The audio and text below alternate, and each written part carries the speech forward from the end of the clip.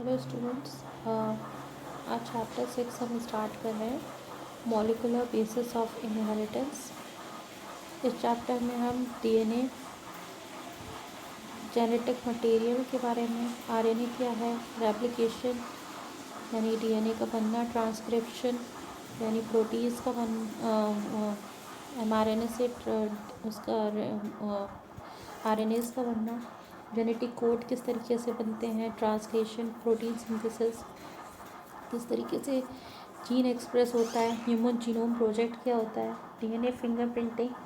ये बहुत ही important chapter है और बहुत ही इंटरेस्टिंग चैप्टर है जो कि मैं आज से आपका स्टार्ट करने जा रही हूँ।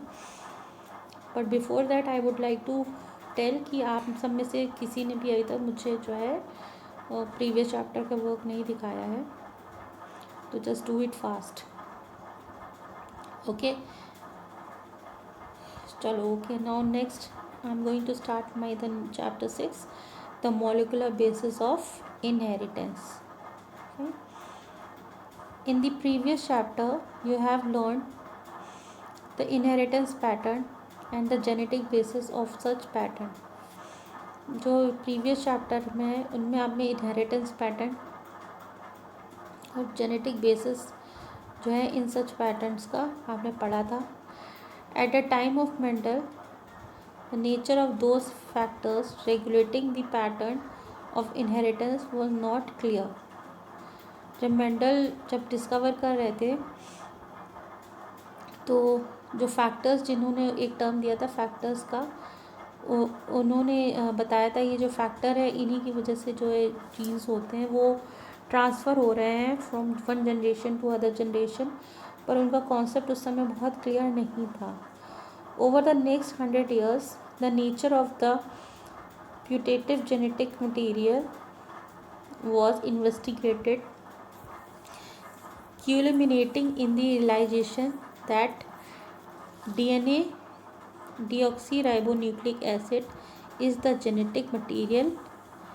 ठीक है, तो इन्होंने क्या देखा कि 100 years की डिस्कवरी के बाद ये खोजा गया कि जो DNA जो था, जिसका फुल फॉर्म है डीऑक्सीराइबोन्यूक्लिक एसिड, यही एक जेनेटिक मटेरियल है ज़्यादातर मेजॉरिटी ऑफ ऑर्गेनिजम्स में. In class 11 you have learn that nucleic acids are the polymers of nucleotide.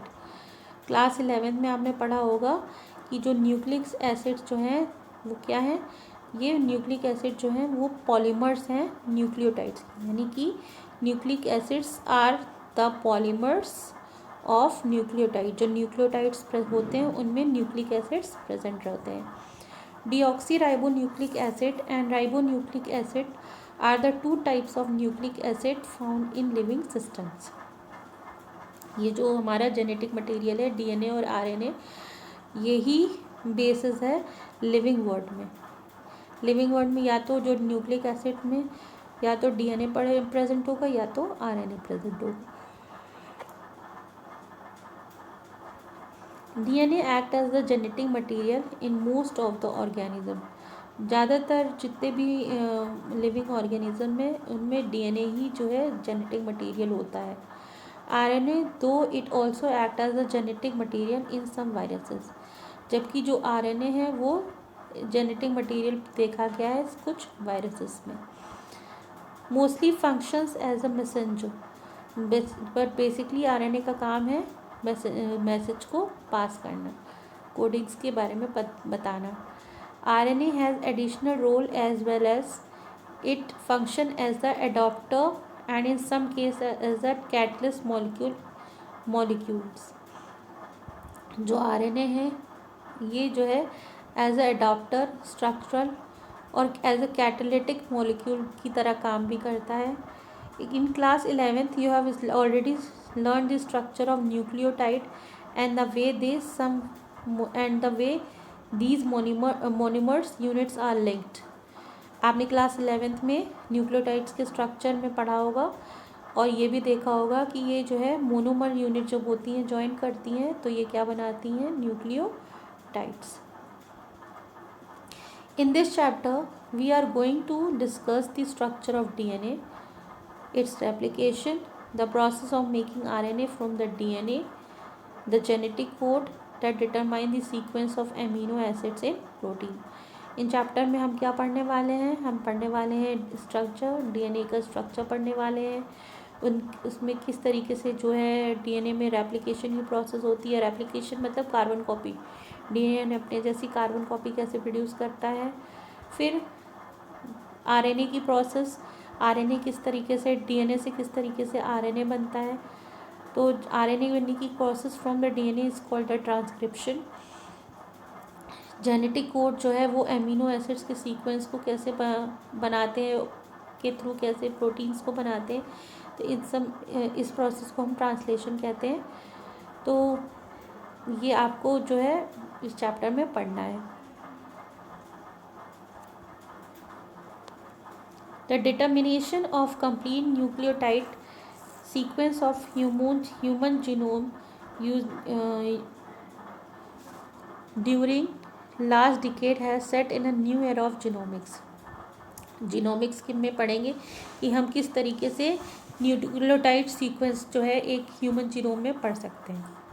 ठीक है. In the last section the essentials of human genome sequencing and it's consequences will also be discussed. आप जो है इसमें human genome sequencing के बारे में पता करेंगे और उसके होने वाले जो परिणाम हैं उनके बारे में भी हम जो है डिस्कस करेंगे. So let us begin our discussion by first understanding the structure of the most interesting molecule in the living organism, that is the DNA. In subsequent section, we will understand that why it is the most abundant genetic material and what its relationship is with RNA. तो अब हम बहुत ही interesting चीज़ पढ़ने वाले हैं. जो living structure की जो मोस्ट इंटरेस्टिंग मॉलिक्यूल है वो है डीएनए, और उसका जो है आरएनए के साथ कैसे रिलेशन है, किस तरीके से क्या आरएनए बनाता है, कैसे बनाता है, इन सब चीज़ों के बारे में हम पढ़ेंगे. ठीक है. So let start with the DNA. DNA is a long polymer of deoxyribonucleotide. जो डीएनए होता है वो एक लॉन्ग पॉलीमर है डीऑक्सीराइबोन्यूक्लियोटाइड्स का. The length of DNA is usually defined as number of nucleotide present in it. एक DNA molecule की length उसके नंबर ऑफ न्यूक्लियोटाइड्स मॉलिक्यूल्स के ऊपर डिपेंड करती है. जितने ज़्यादा न्यूक्लियोटाइड्स उसमें प्रेजेंट होंगे उतने ही जो डीएनए की जो चेन होगी वो लंबी होगी. ठीक. This also is the characteristic of an organism. For example, a bacteriophage known as Phi-174 has 5,386 nucleotides. Bacteriophage lambda has 48,502 base pair. Escherichia coli has 4.6 into 10 to the power 6 base pair, and haploid content of human DNA is 3.3 into 10 to the power 9 base pair. Let us discuss the structure of such a long polymer. So let's discuss the structure of polynucleotide chain. Okay. Okay. देखिए, अगर आप ये DNA molecule के structure को देखिए तो इसमें देखिए फॉस्फेट्स के मॉलिक्यूल प्रेजेंट है. ओके. इसके साथ में हाइड्रोकार्बन की चेन है SCH, और लास्ट में हाइड्रोक्सिल ग्रुप जुड़ा हुआ है. और ये ATCC जो है ये सब क्या है, उसकी बेस पेयर्स हैं. ठीक है. जो डीएनए होता है उसमें 4 तरीके के बेस पेयर होते हैं: adenine, guanine, cytosine and thymine. ठीक. तो एक बार स्टार्ट करते हैं. Let us recapitulate the chemical structure of the polynucleotide chain, DNA और RNA. A nucleotide has 3 components: a nitrogenous base, a pentose sugars and a phosphate group.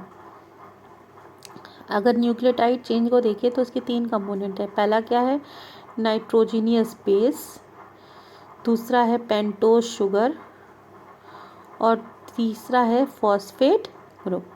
Okay, phosphate group है, pentose sugar है और साथ ही साथ में इसमें nitrogenous base. ठीक,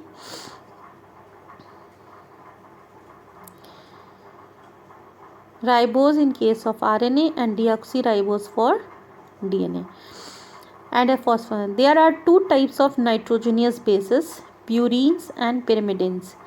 जो नाइट्रोजनियस बेस होते हैं ये भी जो है 2 तरीके के होते हैं, एक को प्यूरिन्स कहते हैं, दूसरे को पिरामिडीन्स कहते हैं। जिनको प्यूरिन्स कहते हैं उनके अंतर्गत एडेनिन और ग्वानिन आते हैं, जबकि जो पिरामिडीन्स हैं उनके अंतर्गत साइटोसिन, यूरासिल और थाइमिन आते हैं। ठीक है, यूरासिल आप mRNA में देखोगे, RNA में मतलब देखोगे, अभी आपको साइटोसिन और थाइमिन के बारे में पढ़ना है जब DNA में पढ़ रहे हो तो। Cytosis is common for both DNA and RNA and thymine is present in the DNA। जो साइटोसिन है वो DNA और RNA दोनों में जो है कॉमन है, यानी कि DNA में भी प्रेजेंट है और RNA में भी प्रेजेंट है, जबकि जो थाइमिन है वो केवल DNA में प्रेजेंट है और यूरासिल जो है वो RNA में प्रेजेंट है at the place of the thymine. ठीक, a nitrogenous base is linked to the pentose sugar through an glycosidic linkage to form a nucleoside. ठीक, ये जो नाइट्रोजीनियस बेस हैं वो जो है पेंटोज शुगर से जो है लिंक होते हैं, किसके थ्रू, एन ग्लाइकोसिडिक लिंकेज, एक ग्लाइकोसिडिक लिंकेज के थ्रू जो नाइट्रोजनियस बेस पेयर्स हैं वो राइबोज शुगर्स के साथ में अटैच्ड होते हैं। फाइन, सच एज एडिनोसाइन और डीऑक्सी एडिनोसाइन, ग्वानिसाइन और डीऑक्सी ग्वानियोसाइन, साइटिडिन और deoxy cytidine, uridine, deoxy thymidine. When a phosphate group is linked to 5-OH of a nucleoside through phosphoester linkage, a corresponding nucleotide, deoxyribonucleotide, depending upon the type of sugar present, is formed. जब एक phosphate group जो है वो nucleoside के साथ में फॉस्फोईस्टर linkage के through join करता है या लिंक होता है, तो एक करस्पॉन्डिंग जो न्यूक्लियोटाइड है वो फॉर्म होता है। The 2 nucleotide are linked through 3' to 5 phosphodiester linkage. जो 2 न्यूक्लियोटाइड्स हैं वो दोनों आपस में 3' 5' लिंकेज के फॉर्म में डाइन्यूक्लियोटाइड की तरह ऐड होते हैं। More nucleotide can be joined in such a manner to form a polynucleotide chain. जो न्यूक्लियोटाइड जो है वो इनके साथ ज्वाइन होते जाते हैं और उनको हम पॉलीन्यूक्लियोटाइड कहते हैं। A polymer thus formed has at one end a free phosphate moiety at 5' end of ribose sugar, which is referred to as 5' end of polynucleotide chain. जो पॉलीमर फॉर्म होता है उसका एक एंड जो होता है वो फ्री होता है phosphate moiety 5' end of the ribose sugar, जो कि 5' एंड जो है पॉलीन्यूक्लियोटाइड चेन के साथ में अटैच्ड होता है। Similarly at the other end of the polymer the ribose has the free 3' group which is referred to as 3' end of the polynucleotide chain. The backbone in a polynucleotide chain is formed due to sugar and the phosphate. दूसरा तरफ जो होता है वो 3' के साथ में OH group attach होता है और जो बैकबोन होती है पॉलीन्यूक्लियोटाइड की चेन की वो जो है शुगर और फॉस्फेट्स के थ्रू ही फॉर्म होती है और उनमें जो नाइट्रोजनियस बेसेस होते हैं वो लिंक्ड होते हैं। ठीक, तो समझ में आए, 5' to 3' अरेंजमेंट होता है। 5' में फॉस्फोडाइस्टर बॉन्ड प्रेजेंट होता है, जबकि 3' में हाइड्रोक्सिल ग्रुप प्रेजेंट होता है। और जो बैकबोन होती है पॉलीन्यूक्लियोटाइड की, वो शुगर और फॉस्फेट के थ्रू ही फॉर्म होती है।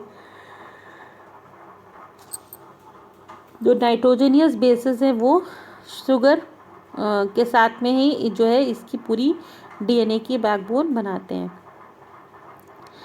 In RNA every nucleotide residue has an additional OH group present at the 2' end of the position of the ribose। जो आरएनए होता है उनमें जो न्यूक्लियोटाइड रेसिड्यूज होता है उनमें एक एडिशनल OH ग्रुप प्रेजेंट होता है राइबोस के सेकेंड डैश की पोजीशन पे प्रेजेंट होता है। ऑल्सो जो RNA the uracil is found at the place of the thymine. और जो आरएनए होता है उसमें जो थाइमिन होता है उसको वो किससे रिप्लेस हो जाता है, यूरासिल से रिप्लेस हो जाता है। ठीक है। Also in RNA the uracil found at the place of the thymine. DNA as an acidic substance present in nucleus was first identified by the Friedrich Miescher in 1869। DNA जो है एक acidic substance जो है present है nucleus में, इसको identified किया जाता है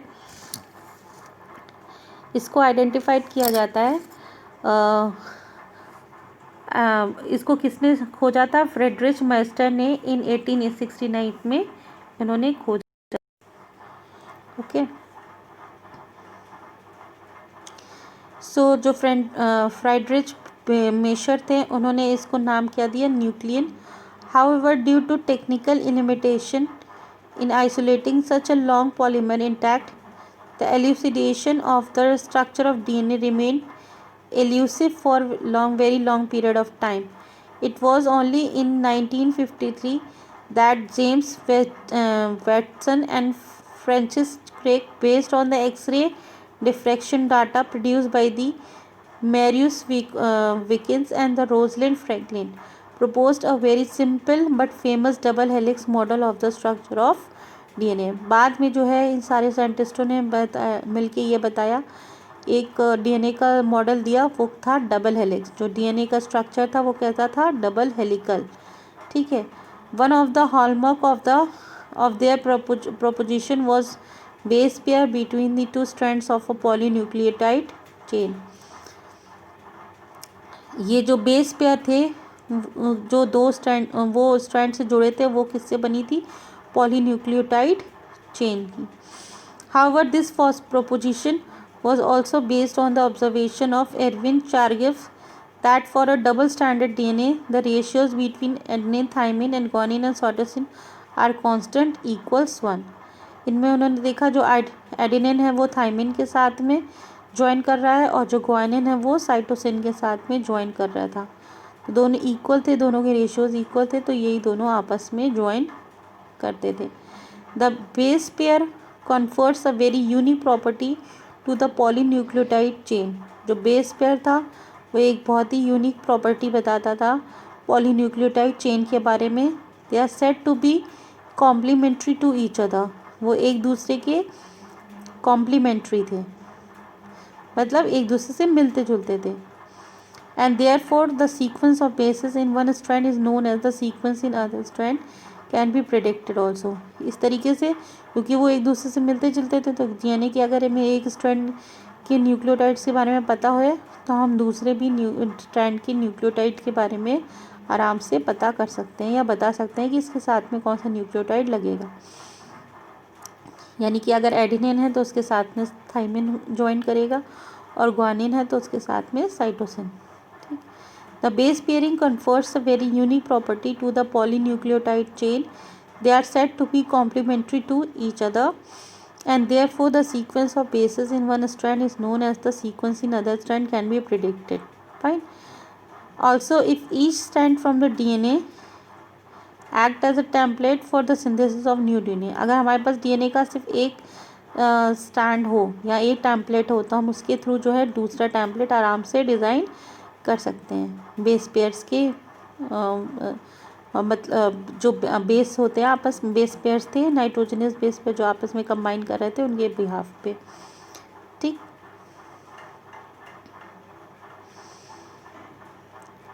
the two double standard DNA thus produced would be identical to the parental DNA molecule, and because of this the genetic application of the structure of DNA become very clear। तो ये पता चला कि जो base pairs हैं उनके opposite base के pair के साथ बहुत आराम से कंबाइन कर लेते हैं। ठीक है, और जो ये जो है वो अपने पेरेंट्स की जो बेस पेयर जो न्यू डीएनए स्ट्रैंड जो एक स्ट्रैंड जो न्यू डीएनए स्ट्रैंड फॉर्म होगा वो अपने पेरेंट की एग्जैक्ट कार्बन कॉपी होगा। ठीक है,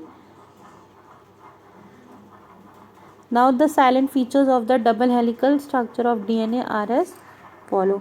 तो ये हम जो है हमारी नेक्स्ट क्लास में डिस्कस करेंगे, silent feature of the double helix structure of DNA. आज का आपका होमवर्क यही है कि आप जो है पॉलीन्यूक्लियोटाइड चेन के स्ट्रक्चर के बारे में और डीएनए के बारे में शॉर्ट नोट लिखेंगे। इतना मैंने पढ़ाया। ठीक, okay, so do your work, take care, bye.